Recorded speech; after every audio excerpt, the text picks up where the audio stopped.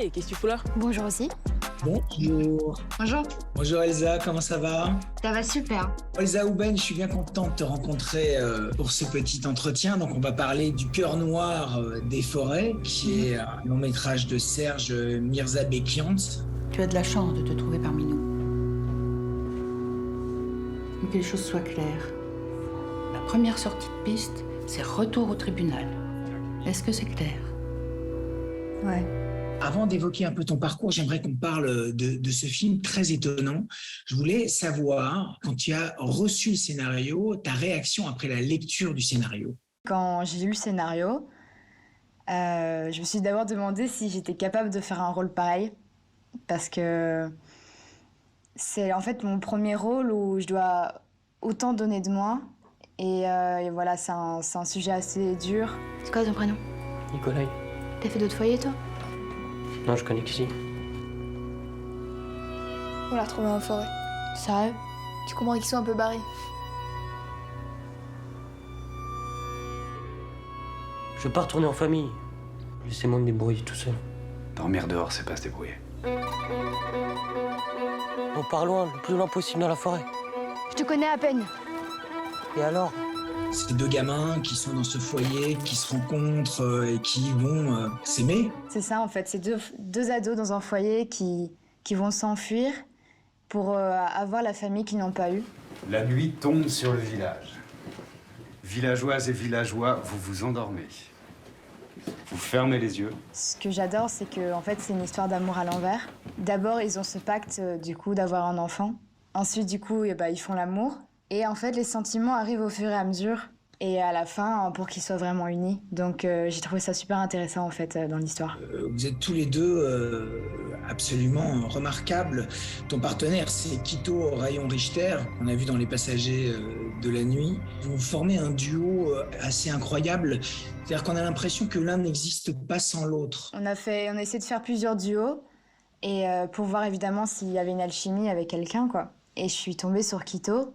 En fait, le courant est passé ultra vite et on a su faire déjà des premières scènes ensemble où on pouvait sentir que voilà, on allait pouvoir bien jouer ensemble et il y avait déjà cette alchimie en fait qui se formait. Et tes parents? Non. Mes parents, ils sont morts dans un accident de voiture quand j'étais tout petit. J'étais dans la bagnole, mais j'ai survécu. Désolée. Après, on a eu une longue préparation. On a vraiment joué ensemble, on a fait plein d'impros sur les sujets du film.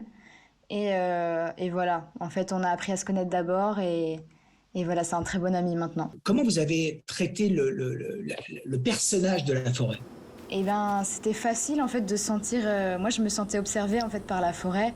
Il fallait jouer avec parce que, en fait, on la regarde et on attend qu'elle nous réponde. Et elle nous répond d'une certaine manière avec le vent, le son, les oiseaux qui chantent. Donc, pour moi, voilà, c'était vraiment juste, je me trouvais dedans et je pouvais facilement l'interpréter comme un personnage.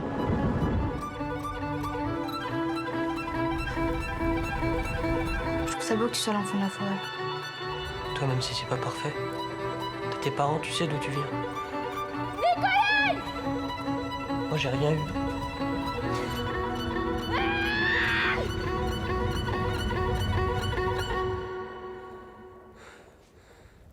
Forcément, on va parler un petit peu de ton parcours quand même assez étonnant puisque tu fais de la télévision et du cinéma depuis que tu as l'âge de 5 ans. Est-ce que tu fais une différence entre la production de ce film, à ce que tu as fait précédemment, ce que tu continues de faire? Parce que je pense à Clem, par exemple, tu as fait énormément de saisons. On t'a vu aussi dans L'Ennemi public. Ce sont des séries où, à un moment donné, tu rentres dans un moule de production qui avance toujours tout droit. En fait, j'étais comme dans une zone de confort, c'est que c'était quand même souvent les mêmes rôles où c'est une ado un peu blasée, rebelle. Je suis ma rage. Je te vois dans ma tête en mode rappeur du 9-3 trop vénère sa mère. Trash. Et là, vraiment, j'ai dû vraiment chercher en moi des émotions que j'avais pas jouées avant. Et ouais, ça m'a clairement sorti de ma zone de confort. Et là, je me suis dit, ouais, c'est des films comme ça que je veux faire plus tard. Tu es dans une école où tu penses tenter les conservatoires de Paris ou la rue Blanche Je pense faire les épreuves d'entrée de l'INSA CELIAD, mais en réalisation. Donc ton ambition est aussi une ambition de réalisatrice. Ouais, je m'intéresse beaucoup aussi à vraiment comment diriger plutôt les acteurs et mettre en scène, en fait, en général. Et donc tout en continuant ton travail d'actrice. Oui. Bah, bravo. Bravo Elsa, c'est formidable. Je te remercie beaucoup Elsa pour ces quelques minutes en ta compagnie. Je te souhaite vraiment le meilleur. Merci beaucoup. Et un de ces jours. Salut.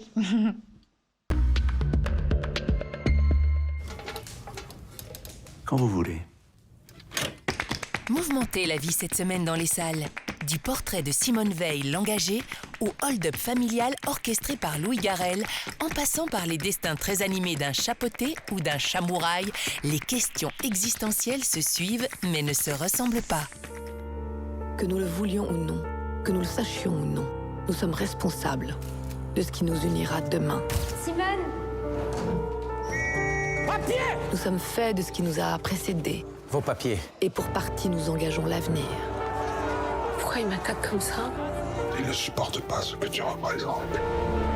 Comment ne pas être conscient de la nécessité de nous unir pour nous épauler les uns les autres et résister ainsi à tout retour du totalitarisme?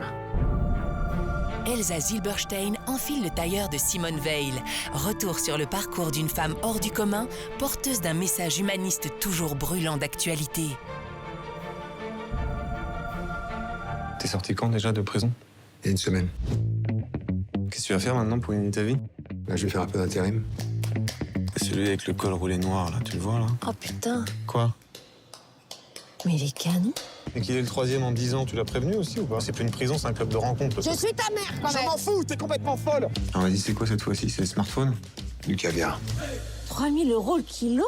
Tu appelles tout de suite et tu dis oui! En plus, vous faites ça en famille! Laver son linge sale en famille, tout le monde l'a déjà fait. Mais orchestrer un casse en famille, vous en connaissez, vous, des gens qui l'ont fait? Louis Garrel, lui, il en connaît. Il s'appelle Anouk Grimbert et Roche Dizem. Et ça leur a fait un bien fou. Je suis le chapeauté. Chapeauté, tu es mort. J'ai 9 vies. Bon, et tu es mort combien de fois déjà? Non, Poté n'a pas besoin de l'empereur. Regardez. Regardez.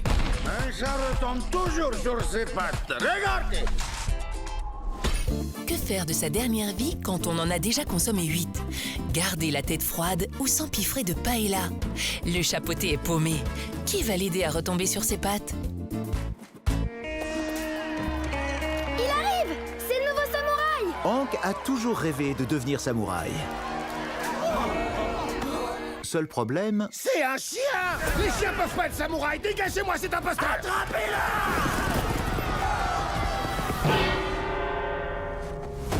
Un chien peut-il devenir un chamouraï? Nom d'un petit caniche, quelle question! Du chien au chat, il n'y a qu'une patte, celle de Rob Minkoff, réalisateur du Roi Lion et de Stuart Little. Accrochez-vous, chat va barder!